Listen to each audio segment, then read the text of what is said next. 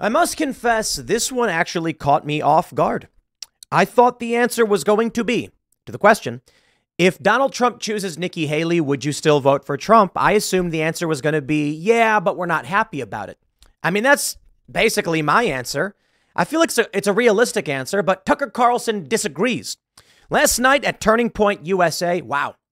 We were in Phoenix, Arizona last night, and here I am once again in the morning back in D.C. That was a brutal trip, to be completely honest, but it was amazing. And it was totally worth it. And a lot of news is coming out about the conversation that we had. So the previous day, it was Luke Rudkowski who asked, would you still vote for Trump if Trump chose Nikki Haley? My answer is probably yes. I mean, I think that's realistic. I didn't say I like it. People in the audience were groaning. And I agree. I mean, it's a bad ticket. But Donald Trump is infinitely better than whatever the Democrats have to offer. And although I think Nikki Haley is awful, as VP, am I really all that concerned? It would be awful. But Tucker Carlson says not only would he not vote for it, he would actively fight against it. And he went off on Nikki Haley. Now, I think the reality is, guys, there is probably a small possibility it could be Nikki Haley. I want to be honest with you, because here's the issue. You've got these polls coming out saying that she's doing well with certain demographics. A Vivek Ramaswamy, a Carrie Lake, a Kristi Noem, they already capture that Trump base. If Trump wants a coalition among the right, he's probably going to have to pander to some neocons. But I ultimately don't think it will happen. I really, really don't know. And it's funny because I know what Luke was doing. Luke said, how about everybody here names who they want the VP to be? And everybody's like Tucker Carlson. Come on. No, Ian Crossland said Vivek Ramaswamy. I think Seamus also said, I think Vivek would be fantastic. And I completely agree. Vivek Ramaswamy, though I don't know that Vivek wants to be VP. Maybe. But we all kind of just said, you know, Tucker Carlson. When, you know, look, Tucker's working for Fox. There's no real conversation about whether he would leave Fox to do that. But he doesn't work there anymore. He works for himself now. And once the possibility is being entertained that Tucker Carlson might be the pick, we're all like, oh, well, yeah, I mean, what I said on stage is that Tucker's got his finger on the pulse of this country, or at least on the right. And if we're talking about, you know, Trump having a massive advantage in swing states among people who did not vote before, that is Tucker Carlson. He's a guy who speaks to many of these people. They're hearing that message. Now, don't get me wrong. I'm not going to downplay the work that many other commentators do. I certainly think we play a role. We have a fairly moderate audience, and I respect all of you guys. You make your decisions. You make decisions for yourselves.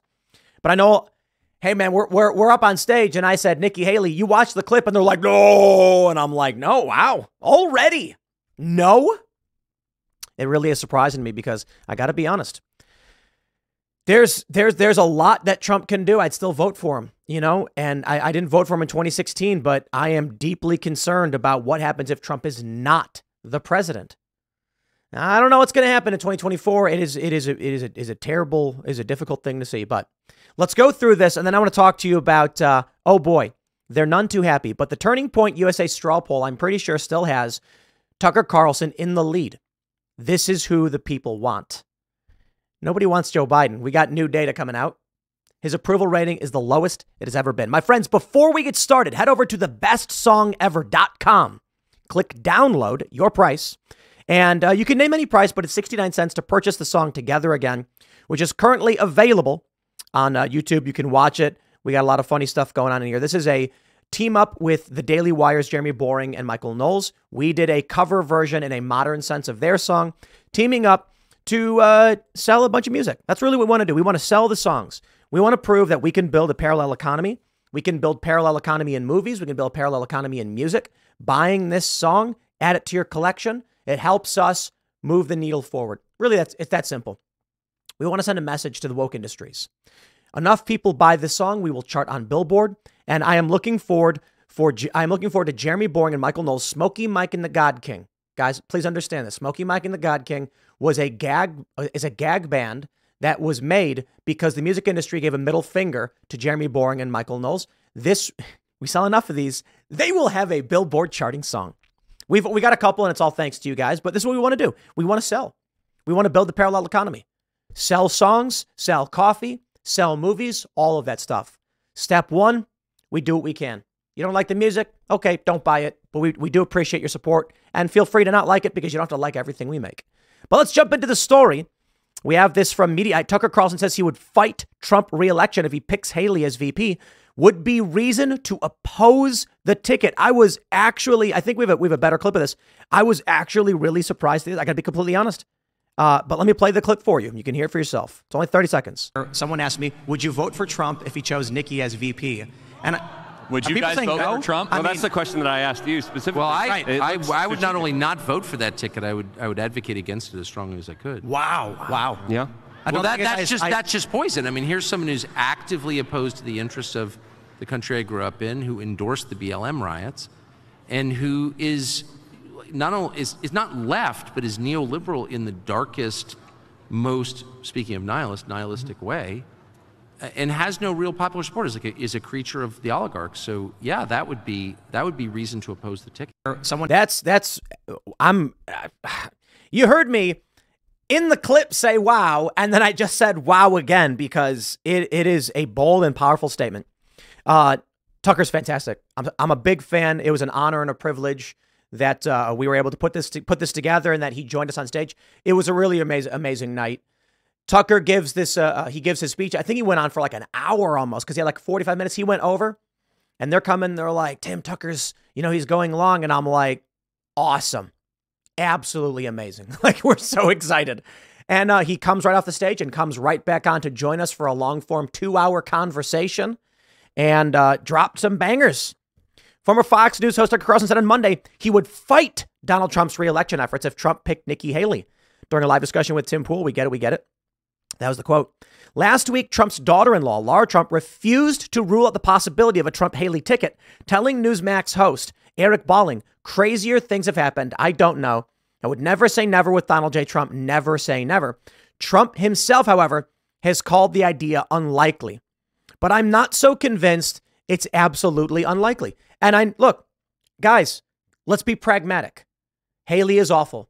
None of us like her. We groan when we hear what she has to say. She lies about war in Eastern Europe. But I'm not sitting here telling you to enjoy what is happening. And I agree. I agree with what Tucker Carlson said about Haley. I kind of feel like if it came down to it, I don't envision a scenario where people are going to say no to Trump. But I think enough people would.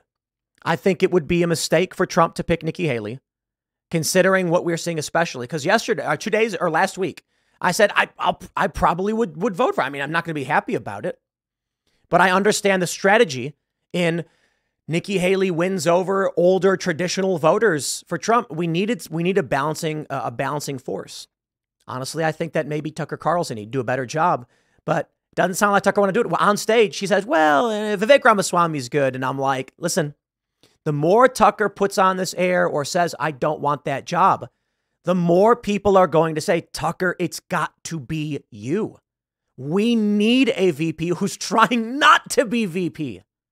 We need political leaders who don't want to be political leaders. George Washington, historically, famously, did not want the job. And they're like, you have to take it. You have to. It's you. And he's like, I guess I'll be the first president. Incredible. But take a look at this from the Hill. Trump should pick Haley as VP, McCarthy says. This is the point I was making.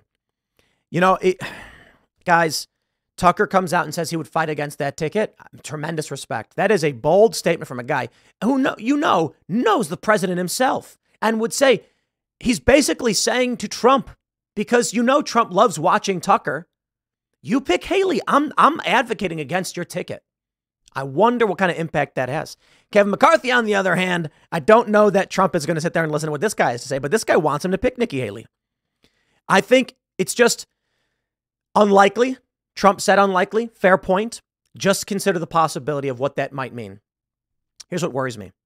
You get someone like me, and I'll say something like, well, yeah, I'd probably still vote for it. I'm a milquetoast fence or whatever. I want Trump to win, and I'll take what I can get. If it's Trump light because it got Haley on the ticket and it's not Trump hardcore retribution, I'll still take it. But here's the reality, I guess. I think Tucker Carlson embodied it perfectly in something I didn't see or didn't think about. If even 0.5% or a 1 or 2% of people say, never going near Nikki Haley, Trump could lose. He could lose. I think it's his game to win right now, but VP pick matters. And so perhaps that is more than enough for me to say, Trump, don't pick this woman. Do not pick Haley, because even if you lose only a small percentage of your base, I shouldn't even say of your base, of maybe middle of the road voters, it could be enough for them. And that's not something we want to see. So right now we have this. This is a tweet from Miguel Pilar, currently working the TP Action booth and the rankings. This is actually as of the 17th. This is 2 days ago. Tucker Carlson was the pick for VP. Look at that. Christie, no, it's not that high. Carrie Lake. Carrie Lake's so fantastic. Got to see her the other day. She's amazing. We're big fans. And Tucker Carlson is in the lead. And I'm pretty sure that's what Charlie Kirk said. I could be wrong. But Charlie Kirk did say that. Now, Ron DeSantis, only 31. DeSantis is currently behind Noam. Now, here's the interesting thing. I can't remember who said it, but it was brought up on stage that TPUSA is basically the RNC at this point. I mean, this is where the heartbeat of this movement is, because it's pulling in people who aren't even staunch conservatives. Shout out to our good friend, Dickie Barrett, lead singer of the Mighty Mighty Boss Tones, old school punk rock guy living in Arizona, shows up to hang out, rock star. He's not a traditional conservative guy. And that's what I'm telling these TPUSA guys. You know, I tell Charlie, I'm like, you got a bona fide rock star. Mighty Mighty Boss Tones. I mean, they were huge. He gets fired for not getting the vax. He's here now. So the waves are being made. Now, when you have an event like this and the lowest ranking individual in the VP pick is Haley, it's like, okay, maybe that's not the way to go. Ron DeSantis, slightly above with 31 votes. Christie Noem with 32. Carrie Lake in second. At the time, you know, we were hearing, I think it was Bannon who said that Trump would likely pick a woman.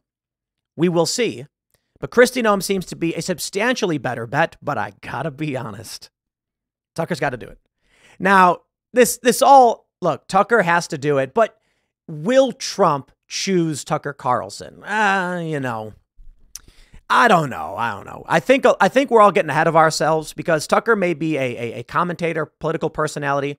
I'm such a big fan. I mean, we talked on stage about traditional liberals, the Iraq War. He talked about the mistakes he made. He went to Iraq. He saw this. And he said that, you know, he realized something about Trump when Trump said, what did we get from the Iraq War? How did we benefit? And the media said, haha, Trump's attacking the troops. The troops agreed with Trump. They said, what did we gain from going to Iraq?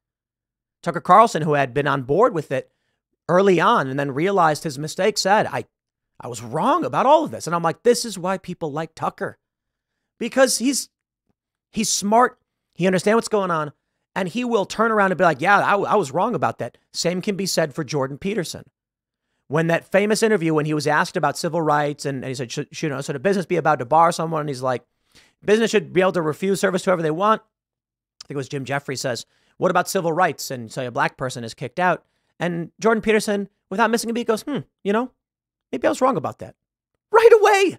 Because these are introspective, intelligent individuals who are trying to do the right thing.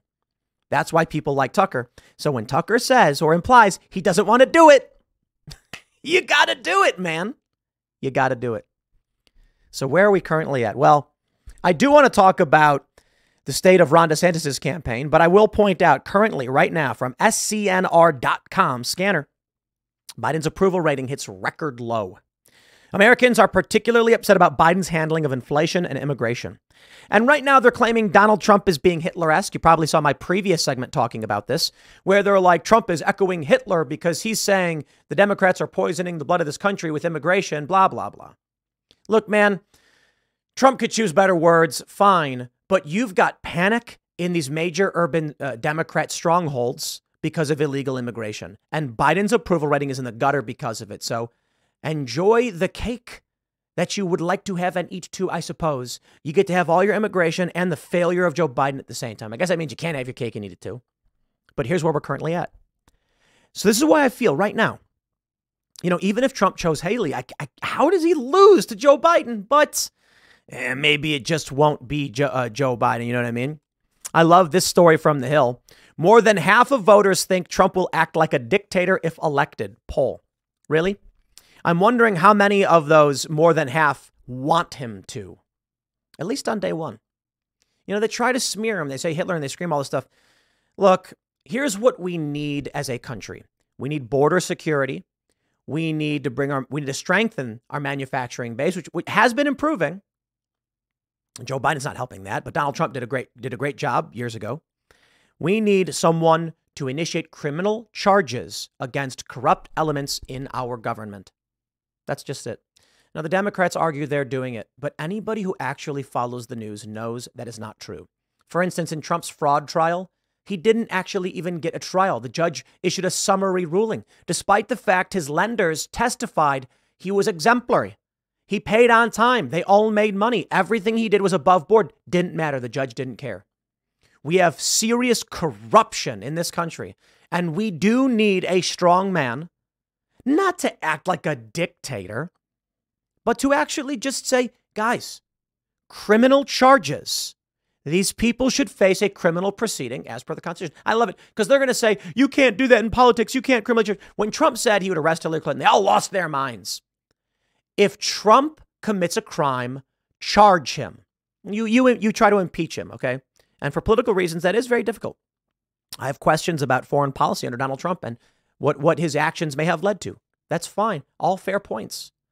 But that doesn't mean we still should ignore anyone else committing any crimes. I give no special favors for Trump. We need a leader who's actually going to do it. The problem, they're not going after Trump for any real crimes. They're trying to stop him. Why? I believe it's likely Trump will go after them for real crimes. So we shall see. But in the meantime, we do have some more news that came out of this, came out of this year TPUSA event.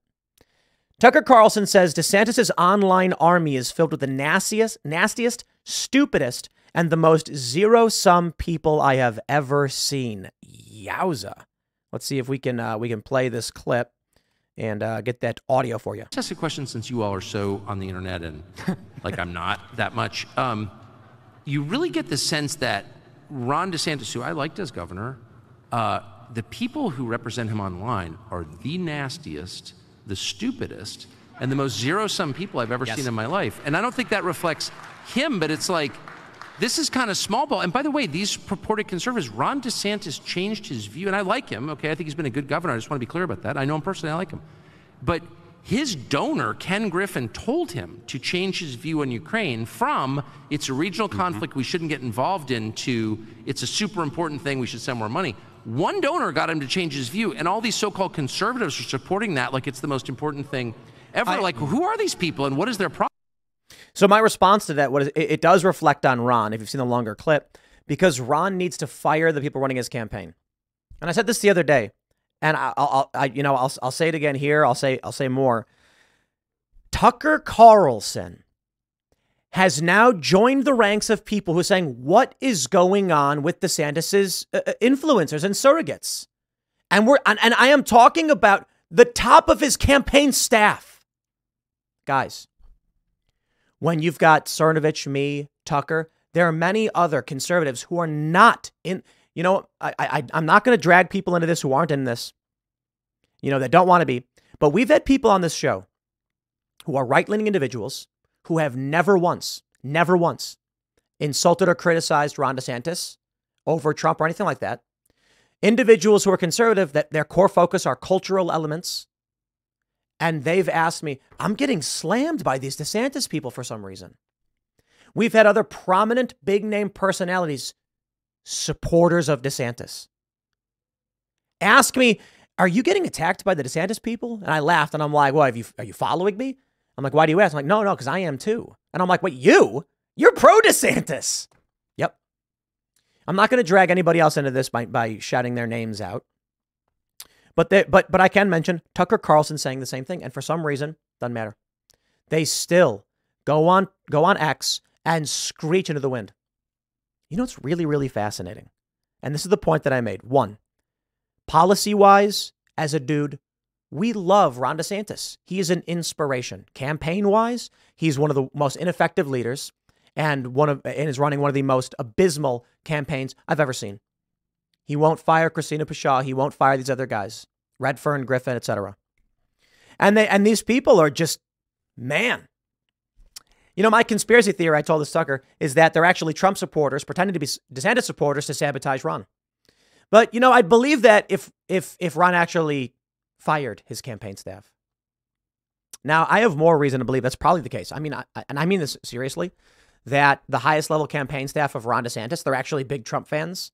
And so maybe it's intentional. I don't know. But let me just make this simple point, because this is what they do. Laura Loomer, Bill Mitchell come on the Culture War podcast. They're debating Trump versus DeSantis. I ask Bill Mitchell, who's a big DeSantis supporter, why am I being attacked by the DeSantis people? And what was Bill's response? Laura Loomer said this. And I said, stop. I am not Laura Loomer. Why am I being attacked? And he once again says, you know, Laura Loomer and Alex Brusewitz. And I'm like, okay, dude, I'm done. I'm just done. I'll put it simply for you guys. The story last week or a few days ago or whatever was that Laura Loomer tweeted something from Christina Pushaw, the head of, she's like Ron's second in command. And it appeared to be a fake tweet saying that she thought his boss was a failure. Her boss was a failure. And seems to be fake. I don't believe Laura made it up. Someone else had tweeted it before her. She retweeted it.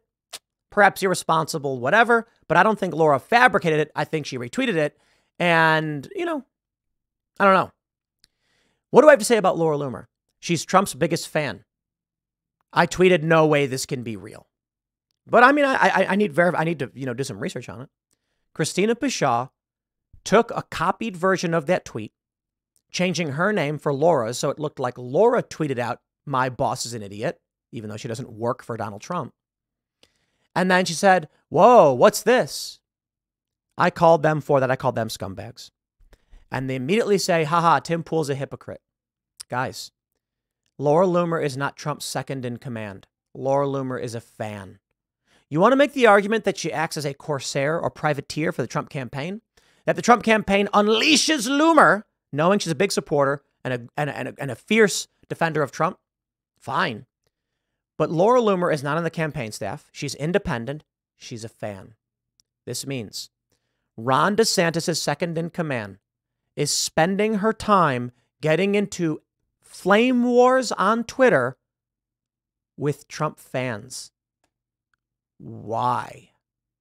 Why isn't she debating, say, I don't know, Trump chief of staff and campaign personnel? Huh. And therein lies the big issue.